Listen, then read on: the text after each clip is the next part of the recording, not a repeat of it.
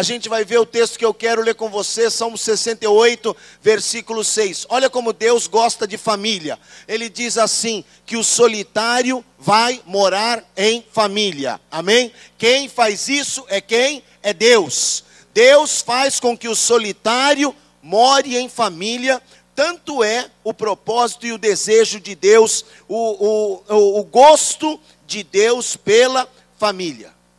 O mundo hoje talvez não valorize essa situação, talvez não valorize essa instituição, mas Deus é Deus, Ele não muda. Ele criou a família, Ele tem sustentado a família até aqui, e eu quero dizer para você, se você quer manter a tua família abrigada e protegida, o lugar, o refúgio seguro da tua família é no Senhor. Amém? Se eu perguntar para você aqui em Ribeirão Pires, quem é que conhece uma boa manicure? Por favor, levante a mão. Sério? É sério? Olha lá, já temos mulheres que vão indicar as manicures. Homens, onde é que tem um bom mecânico? Um mecânico de confiança aqui. Olha lá, fizeram meio assim, melhor não. Pula essa. Fala de barbeiro, vamos falar de barbeiro então. Onde é que tem um barbeiro bom? Olha lá, oh, aleluia. Charamanaia, um barbeiro bom. Gente, barba, para mim, é o maior patrimônio que eu tenho. Já não tenho cabelo, então tem que tomar cuidado, não, tem que tomar cuidado. E aí eu vou falar com vocês, amigas, eu estou revivendo com esse negócio da barba, eu estou revivendo algumas coisas de vaidade. Por quê? Porque antes não tinha barba, não tinha cabelo, tomava banho com sabão de coco, me esfregava com a cueca, torcia a cueca no banheiro, punha a cueca para secar e tudo certo. Agora não, agora eu lavo com shampoo, uso condicionador, tenho reparador de pontas e ainda uso um pente de madeira para não dar eletricidade estática. Uau! É o meu kit de sobrevivência. É incrível isso. Mas já sabemos onde encontrar a manicure, sabemos onde encontrar o barbeiro, sabemos mais ou menos onde encontrar o mecânico. Onde é que a gente encontra uma pizza boa? Tem? Forno a lenha, eu queria uma mesa dentro do forno, por favor. O senhor não vai comer pizza? Não, só quero ficar aqui perto do forno, mais nada. Você notou uma coisa? Se alguém perguntar para você onde tem um bom cabeleireiro, onde tem um bom lugar para comprar ração para cachorro, onde tem um bom mecânico, onde tem uma boa pizza, você vai saber explicar, vai indicar, você vai se desdobrar, olha, o caminho é assim. E se perguntarem para você, onde é que eu posso consertar minha família? Onde é que eu posso consertar minha família? A gente precisa saber do lugar. Rua Goiás, número 60. Amém? 40? Errei por 20. É por isso então que o GPS sempre me joga para o lado de lá. Então o endereço é esse, Rua Goiás 40. A gente sabe, irmão. O curioso é isso, a gente não fala. Se a gente falasse, não haveriam cadeiras vazias. Se nós falássemos, a situação realmente ela seria outra. Deus continua sendo especialista em consertar famílias. Deixa eu mostrar para vocês alguns dados aqui que são assim estarrecedores. Taxa de divórcio nos últimos 10 anos, cresceu 160%. Eu estou falando, está com uma variação de 2004 para 2014, quer dizer, em 10 anos cresceu 160%, de 130 mil para 341 mil. Se a gente for medir hoje, é certo que esse número, esse percentual de 160% já aumentou. Olha aqui outro dado interessante, pode mudar para mim. Animais versus crianças. A cada 100 famílias, 44 criam animais e 36 apenas têm filhos até 12 anos de idade. Tem mais cachorro do que criança. Outra taxa que é estarrecedora é a questão do perfil do divórcio. Casa-se cada vez mais tarde e separa-se cada vez mais cedo, com menos tempo de casado. Mais de 40% dos casais divorciam-se até 9 anos após o casamento. Isso aqui eu não estou falando para você, não é algo distante não. Talvez você tenha perto na tua casa, na tua família, alguém justamente nessa condição. O que eu quero dizer para você? Satanás não vai desistir de continuar tentando contra a família. Satanás não vai tentar desistir, desistir de tentar destruir aquilo que é o plano de Deus. Mas nós precisamos colocar o inferno no verdadeiro lugar dele, que é o lugar de derrotado. Amém?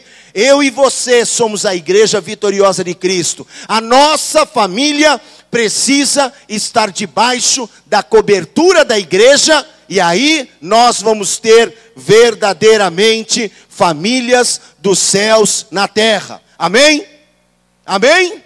Aleluia, diga comigo, eu quero levar o céu para dentro da minha casa. Amém? Mas como é que eu vou lidar com isso? Como é que eu vou lidar com aquilo? Eu quero dizer para você, Deus tem solução para todo e qualquer problema, até para o problema que você não conhece. Amém? Aleluia. Qual é o plano de Deus? O plano de Deus é para toda a família. Amém? Por isso que eu disse para você, eu não estou falando aqui para marido e mulher, eu estou falando para toda a família. O plano de Deus é para toda a família. Amanhã eu vou falar sobre os erros dos pais na educação dos filhos. Ah, eu não sou pai, eu não virei. Não, o plano de Deus é para toda a família. Amém? Por quê? Na família de Deus não tem A, B ou C. Deus não faz acepção de pessoas. Ele faz sim diferenciação de posicionamento. E eu quero dizer para você, se você se posicionar corretamente, Deus vai abençoar a tua casa. Amém? Veja esse texto lá em 2 Samuel capítulo 6, versículo 11. A arca é a mesma. A arca é a mesma. É a arca que matou Uzá, é a arca que Davi abandonou, mas é a arca que Obed-edom levou para a sua casa. E o que foi que aconteceu? A arca do Senhor ficou na casa de Obed-edom por 3 meses, e o Senhor abençoou Obed-edom, e leia junto comigo, a toda sua família. Amém? Aleluia. Você entende isso? Era a mesma arca. Matou Uzá. Davi ficou assustado, desprezou a arca. Obed-edom, tosco, vai lá, pega a arca e leva para a casa dele, e o Senhor abençoa. Por quê? A arca, ela representa a presença de Deus. Leve Deus para dentro da tua casa. Tem atitudes espirituais. A gente vai aprender hoje e amanhã justamente a isso. Como é que eu faço para levar Deus para dentro da minha casa durante 3 meses? Amém? E 3 meses é interessante, irmãos. Por quê? 3 meses é uma estação inteira do ano. O ano tem 4 estações: primavera, verão, outono e inverno. Amém? Lá no Rio, as estações são as seguintes: é verão, quente, calor e quentura. Parece que aqui é friaca, friozão, inverno e mais alguma coisa que eu ainda não consegui descobrir. Mas tem 4 estações, Uma estação inteira. Durante uma estação inteira, Deus abençoou a Obed-edom e a toda a sua casa. Amém? A arca estava lá dentro. A presença de Deus estava lá dentro. Recentemente, a gente fez uma série de ministrações lá na igreja falando sobre a presença de Deus. E aí eu vi o seguinte, irmãos, eu não entendo nada de presença de Deus. Porque a gente até, quando vai adorar, quando vai exaltar o Senhor, já viu? Vamos entrar na presença do Senhor. Irmão, só entra quem sai. Bisavô do Samuel estava ensinando para ele, por que é que o cachorro abana o rabo? Alguém sabe? Não? Vocês não sabem porque o cachorro abana rabo? Ora, porque o rabo não pode abanar o cachorro. É simples. Bate aí, ele ficou impressionado. Ele está contando isso para todo mundo.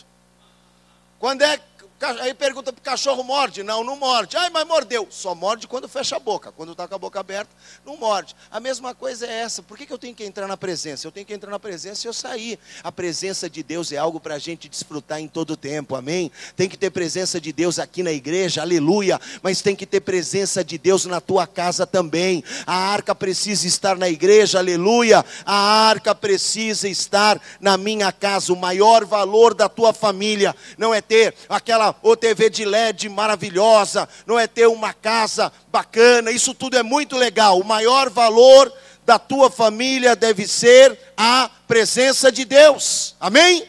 Aleluia. Deixa eu falar para você de um outro cara que tecnicamente falando, o apóstolo Sandro vai concordar comigo, foi um péssimo pregador. Imagina, apóstolo Sandro, você pregando durante 100 anos e você não consegue converter meia dúzia de pessoas. Não é frustrante? Caramba, estou aqui pregando há 100 anos, estou aqui falando, olha, o que vai acontecer, estou falando de chuva, estou falando para o povo se converter, e ninguém se converteu, ninguém se converteu, ninguém se converteu. Então o Senhor disse a Noé, entra na arca, você e quem?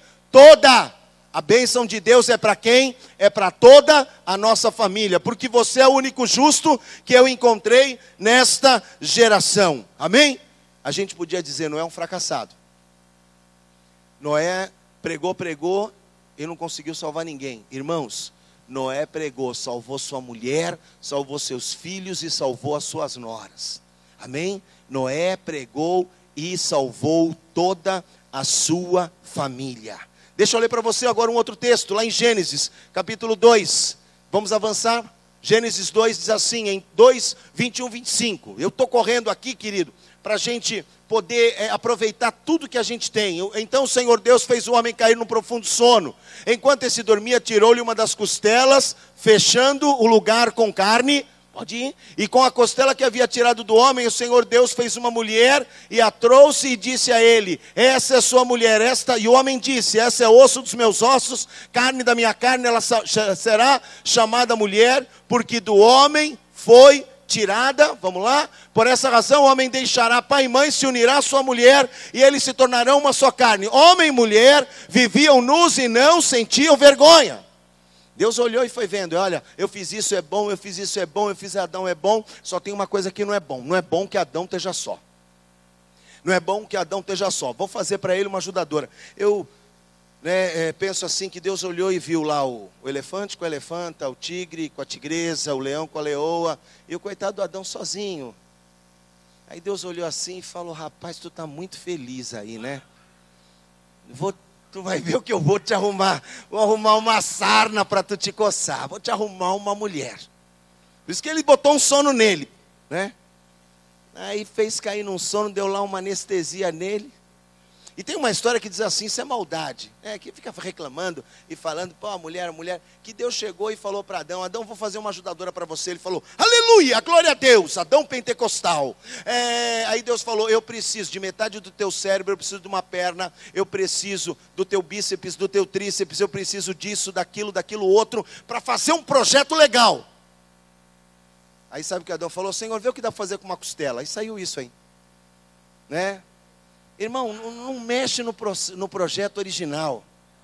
Não bate não, porque ainda tem bastante para bater nos homens ainda. Me aguarde. É que aí os homens vão se desarmando, vão descruzando o braço, vão tirando, está tudo cheio de frio, isso e aquilo. Aí daqui a pouco, sabe, as mulheres já estão mais amigas e os homens também. A gente vai alterar aquilo que é o processo original e acaba dando ruim. Também tem uma coisa que eu digo, né? Isso foi tese do meu TCC. Na faculdade teológica, por que a gente está onde está? Porque Eva comeu do fruto proibido. E eu provei na palavra que Eva não tinha bolsa. Ou melhor, não estava usando bolsa na época do diálogo com a serpente. Por quê? Se ela estivesse usando bolsa com diálogo, na época do diálogo com a serpente, ela teria pego o fruto posto dentro da bolsa e nunca mais teria achado e aí não teria comido, a gente estaria bem. Qual foi o argumento que a serpente usou para Eva comer? A palavra diz assim, não, você vai ser igual a Deus. Querido, não foi só isso. Porque Eva estava firme, Eva estava resistindo. Eva come, é bom, não vou comer. Eva come, você vai ser igual a Deus, não vou comer. Amiga, come, isso emagrece. Ela falou, me dá um pedaço. E Adão queria ter uma barriga de tanquinho, foi na onda. Adão queria ter uma barriga de tanquinho, irmão. Aí pronto, aí foi na onda, hoje a gente está assim. Então, quando Deus faz lá no Éden a família, Ele dá aqui algumas direções nesse texto que eu quero compartilhar com você. Amém? Outro dia o marido veio e falou para mim assim, olha, por favor, o senhor bota a mão, ele chegou desesperado. Bota a mão na minha cabeça, ora por mim, para eu entender, porque eu preciso entender minha mulher. Marido, vai lá em Efésios, vai lá na carta de Pedro e você vai ver. Deus não falou assim, maridos entendam as mulheres.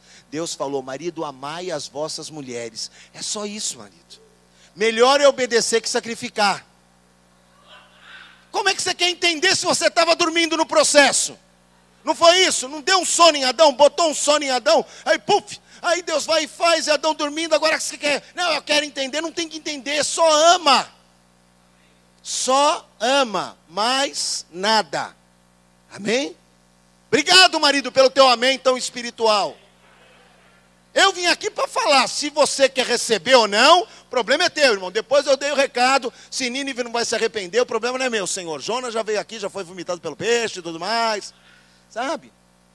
E sabe o que é o melhor de tudo? Você não vai chegar no céu e vai falar, não, Senhor, eu não sabia. Ah, lembra aquela noite fria lá de 7? Olha o dia hoje, 7/7. Irmãos, é o ciclo perfeito, é a Cabala Gospel isso. Tem uns caras, né, que fica, não, porque isso e aquilo, o número tal, isso e aquilo, mas hoje é um dia assim de energização. Aí Deus vai falar para você, no dia 7/7, naquela friagem lá, eu mandei lá o Lerte falar com você para amar a tua esposa. Então é melhor você amar, amém? Deus mandou a gente amar. Vamos lá então, analisar esse texto de Gênesis 2, à luz da palavra, para a gente encerrar rapidinho. Diga comigo, a minha família é projeto de Deus. Amém? Aleluia. Família precisa ser prioridade. Alguém aqui já fez lista de prioridades, no plural? Todos nós já fizemos. Eu vou fazer aqui a minha lista de prioridades. Querido, prioridades não existem. Porque prioridade vem do latim prior, quer dizer primeiro. Se fez uma lista, já tem um no topo, o outro vai ser segunda idade, terceira idade, quarta idade. Prioridade não tem, é um só. Deus fez a família como prioridade. Por que a gente insiste em ignorá-la? Por que a gente insiste justamente em menosprezá-la? Você já viu gente que fala assim, ai, eu não queria ter nascido nessa família. Burrice tua. Deus sabe todas as coisas. Deus, lá no Salmo 139, escreveu os nossos dias. E eu quero dizer para você, Deus te colocou na família certa. Amém?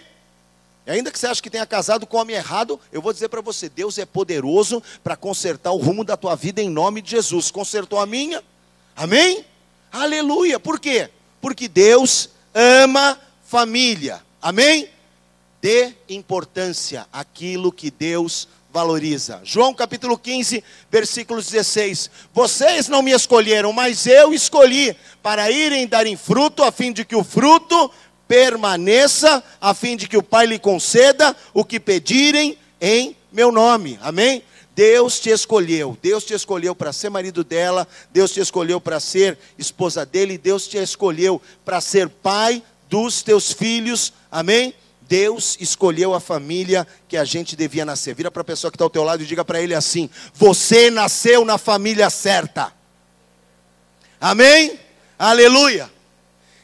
Só está dizendo isso que eu não conheço minha família. Irmão, talvez a tua família não seja a família do comercial da margarina. Uma vez, essa frase eu ouvi de um adolescente. A gente estava numa vigília, aí eu falei, vai lá e ora. Ora pelas famílias. E não era uma adolescente não, já era uma ministra, ela era bem grandinha. Ela pegou o microfone, aleluia, fecha os teus olhos. Vamos orar pelas nossas famílias. Talvez a tua família não seja a família do comercial da margarina. Aí eu falei, meu Deus do céu, onde é que eu fui?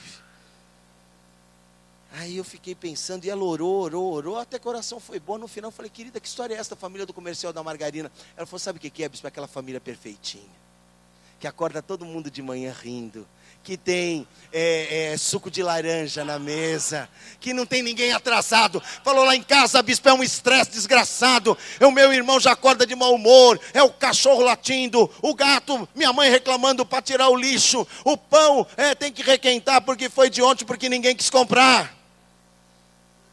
Parece com a tua casa, né? Agora rolou uma identidade. Corre! Eu tenho um tio meu, Geraldo, boa gente pra caramba. Geraldo, sobrenome Espina. E ele casou com a Neuza, ele teve 2 filhas. Eu passei muitas férias na casa dele. Ele morava aqui em São Caetano do Sul e eu passei muitas férias na casa dele. Mas era muito engraçado, você imagina o suplício de um homem com 3 mulheres em casa, era um desespero. Aí ele ia para a porta e gritava assim, Neuza! Kátia, Fabiana! E entrava no carro e elas vinham atrás.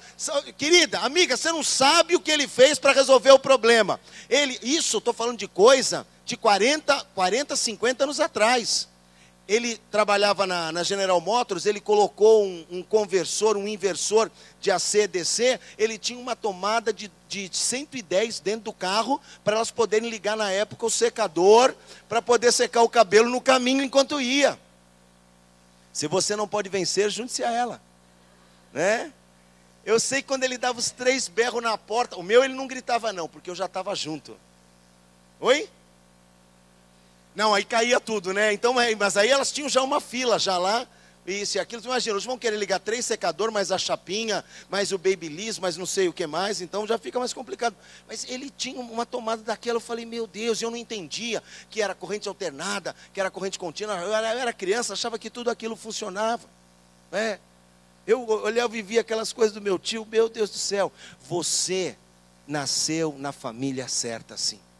Na família perfeita, porque Deus tem um propósito para cumprir na tua família. Amém? Aleluia. Em cada estação da vida é possível experimentar a verdade divina de que a família é uma bênção para todos os momentos. Na tua velhice, na tua solteirice, quando vem o filho, quando enfrenta-se uma grande perda, em toda estação da vida. Família é bom por causa disso. Porque é na família que a gente pode viver o propósito de Deus. Amém? Primeira coisa então, a minha família é projeto de Deus. Segunda coisa, se você quer ter uma família do céu na terra, a tua casa precisa ser um ambiente de paz. Obrigado por mais um amém, então espiritual. Hoje, irmãos, eu estou pedindo cada coisa assim absurda para você. Né? Eu sei que está frio, mas pelo amor de Deus, para de transformar a tua casa numa faixa de Gaza. Cadê os maridos e as mulheres? Levantem as mãos. Levantem. Agora vira para tua esposa e balança assim uma bandeirinha branca imaginária. Dá uma bitoquinha de leve nela, se ela está aí perto. Vai. Dá uma bitoquinha aí, irmão. Isso, beija, pode beijar. Aleluia. Irmãos, o beijo é igual a ceia, é livre, não é, meu apóstolo? Como eu amo essas coisas, isso aqui mata com a religiosidade. Né? Isso aqui mata com a religiosidade, a ceia é livre.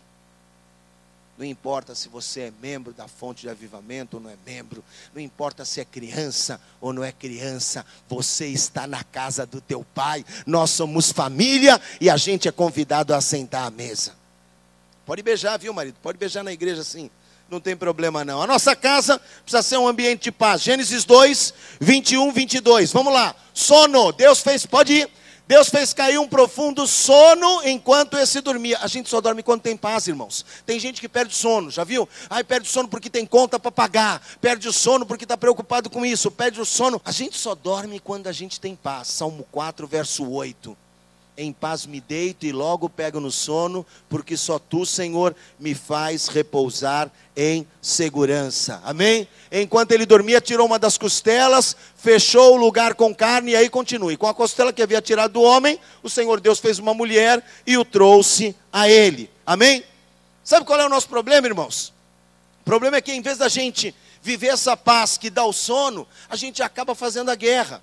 Eu já trabalhei bastante com morador de rua, assim de ir mesmo, eu mesmo ia. A gente tem hoje um trabalho que é mais soft. Na minha época era hard, a gente ia para a rua. Aí eu conheci tanta gente, o apóstolo Sandro, que morava na rua, não é porque não tinha casa não, é porque brigou com a família. Você conhece, você vai conhecer gente. Aí eu estava falando com o meu sobrinho, e aí ele estava dizendo, né, eu falei, pô, que friagem, quem tem que dormir na rua e tudo mais. Irmão, irmã, o cara foi dormir na rua porque não se deu bem com a família. O problema dele não é casa.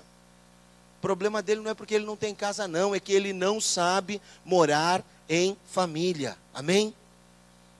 Deus botou o homem para descansar, e ali fez a mulher e ali criou a família. É no descanso do homem que Deus faz com que o projeto dele se cumpra. Amém? Olha esse texto que eu quero compartilhar com você. Todo o problema da sociedade começou onde? Na família. Onde é que... hoje a gente fala, né? Pega uma criança e aí fala assim, mas onde é que a criança aprendeu a falar palavrão? Na escola. Onde é que ela aprendeu violência? Ela aprendeu violência na televisão. Né? Onde é que ela aprendeu idiotice? Com o Lucas Neto. E por aí vai. E por aí vai. Sangue de Cristo tem poder na minha vida, Senhor. Aí nós estamos andando, passa na banca de jornal, vovô T, Lucas Neto. Eu falei, vem Foca, sai daí, vamos para outro lado. Gente, desenvolvi um aparato tecnológico para ele, um telefone com lata de extrato de tomate. Durante 10 minutos fez uma festa. Daqui a pouco, vovô, podemos assistir um vídeo do Lucas Neto? Eu falei, não, vamos inventar um outro brinquedo.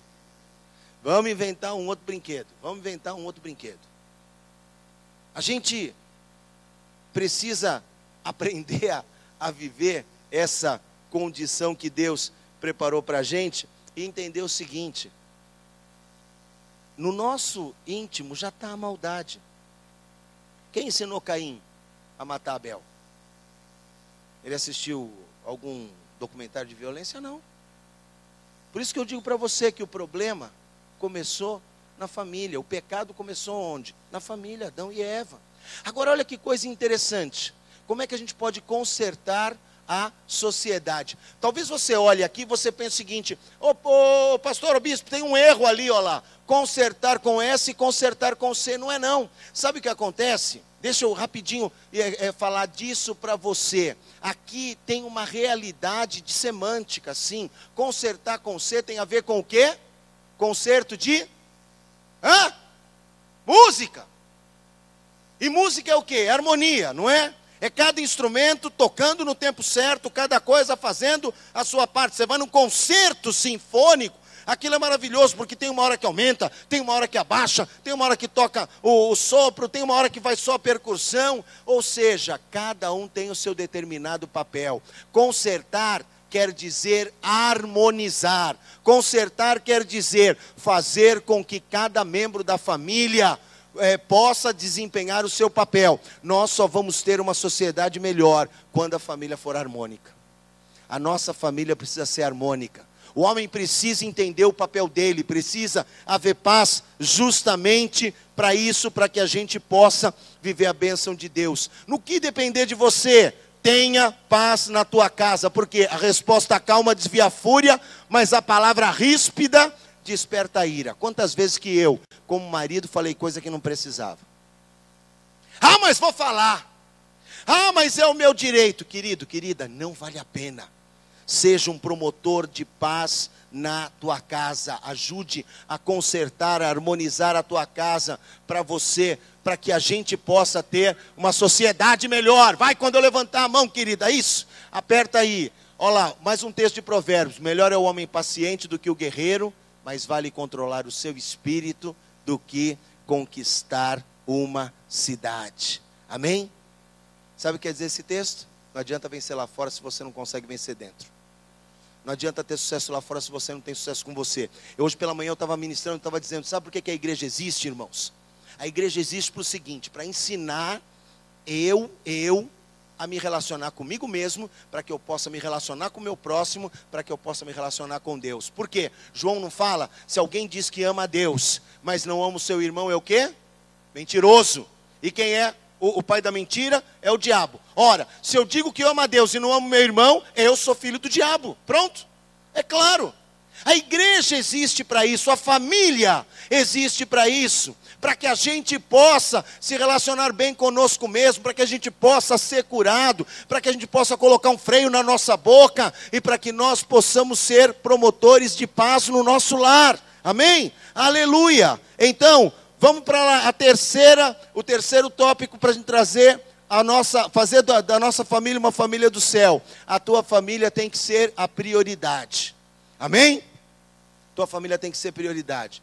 Acabou, querido, acabou o joguinho de videogame, tá? Agora você é casado, agora você é marido. Por isso deixará o homem pai e mãe, unir-se à sua mulher e serão ambos uma só carne. Para quem Deus falou isso? Para Adão e Eva. Adão e Eva não tinham pai nem mãe. Deus falou isso para mim e para você. Amém? Lembra que eu falei com você de estações? Lembra? As estações do ano. Então, a gente tem que entender as estações. As estações mudam. Agora você não é mais filho. Agora você é marido. Agora você é esposa. Para com essas comparações. A minha mãe fazia um arroz melhor que esse. Se eu fosse tua mulher, eu ia mandar você dormir com ela. Olha como Deus é misericordioso contigo, hein? Imagina, eu sendo tua mulher. Mas a gente é louco, a gente fala isso para a esposa da gente. A minha mãe fazia melhor. Que isso, tá doido? Acabou. A estação agora é outra, agora é para brincar, não é para brincar de casinha, é para levar a sério, amém? A prioridade agora é a tua família.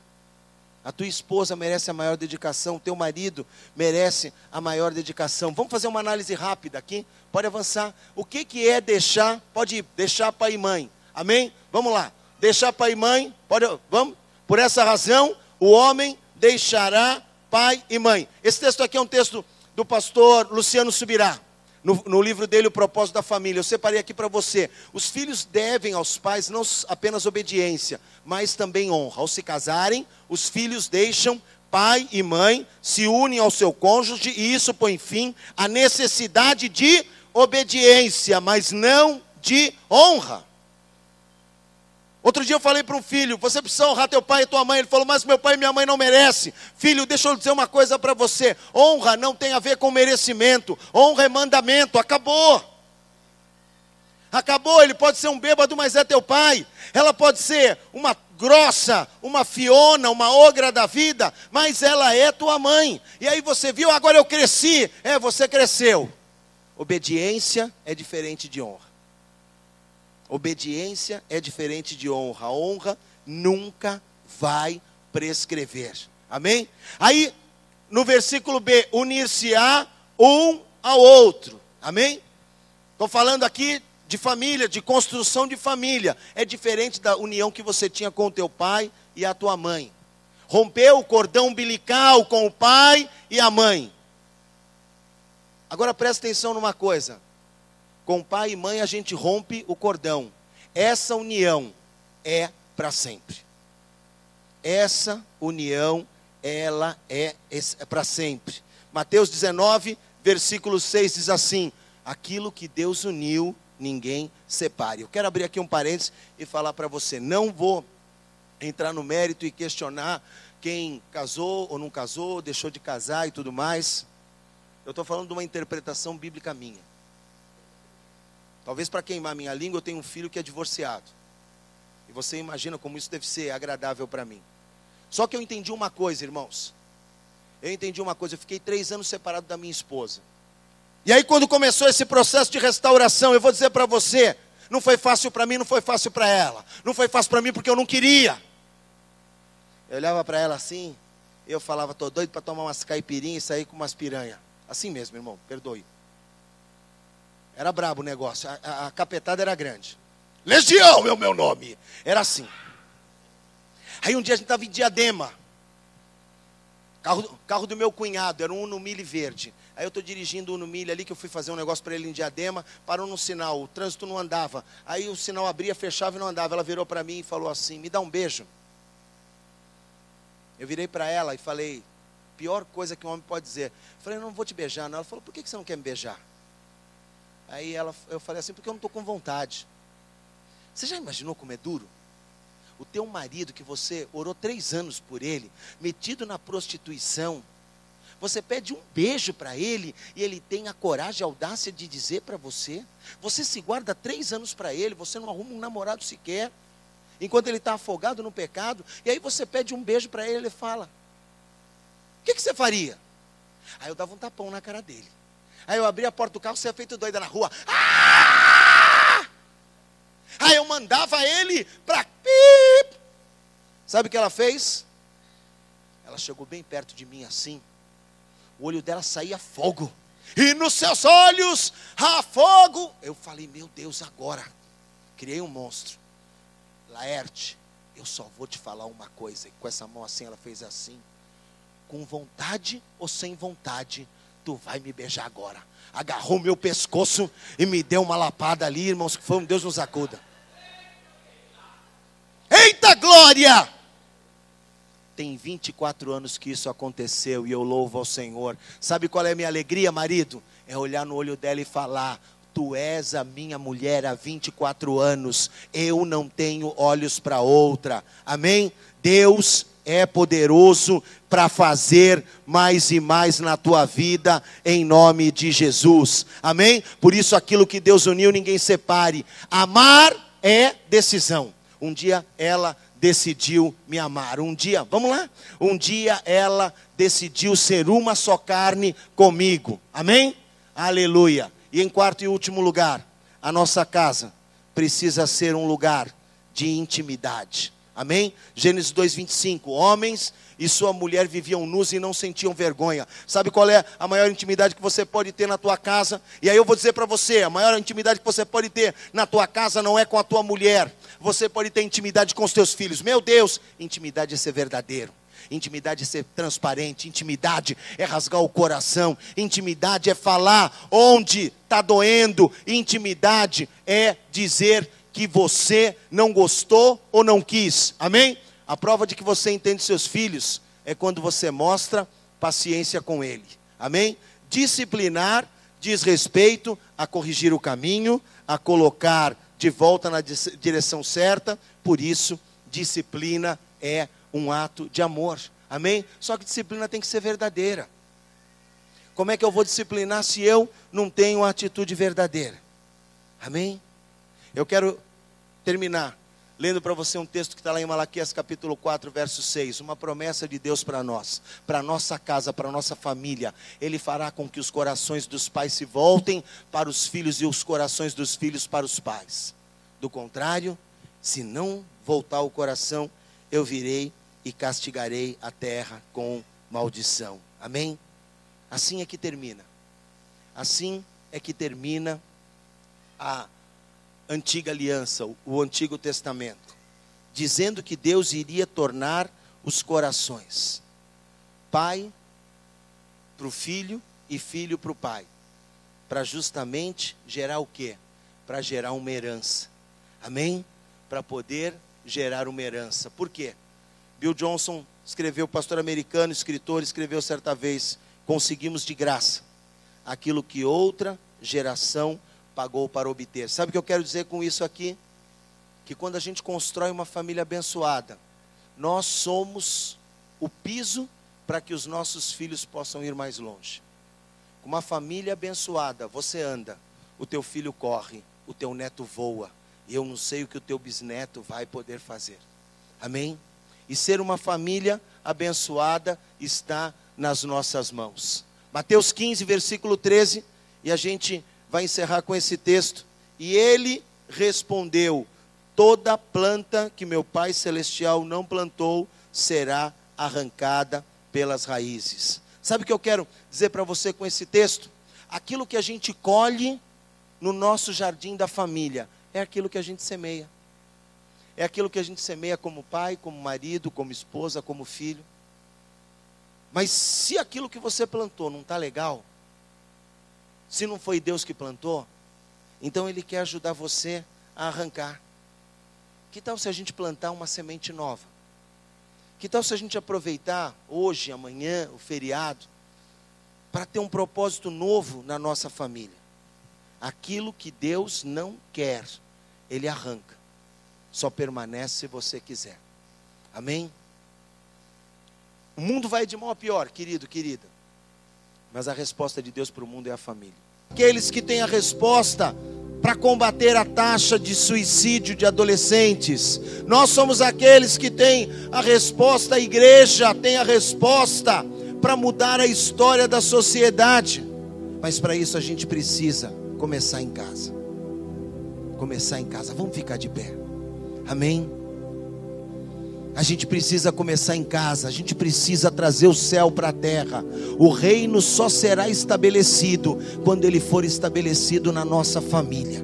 Queremos estabelecer o reino, trazer o reino para Ribeirão Pires, mas eu quero dizer para você, precisa começar na nossa casa. Precisa começar com você, marido, sacerdócio. Precisa começar com você, esposa. Essa constituição precisa começar em nós, porque quando começa na família, se manifesta na igreja, e da igreja se alastra para tudo quanto for canto, quanto for lugar. Dá a mão para o irmão que está ao teu lado. Levanta a mão do teu irmão bem alto. Eu quero fazer um ato profético com você. Olha para o teu irmão e diga para ele: nós somos família.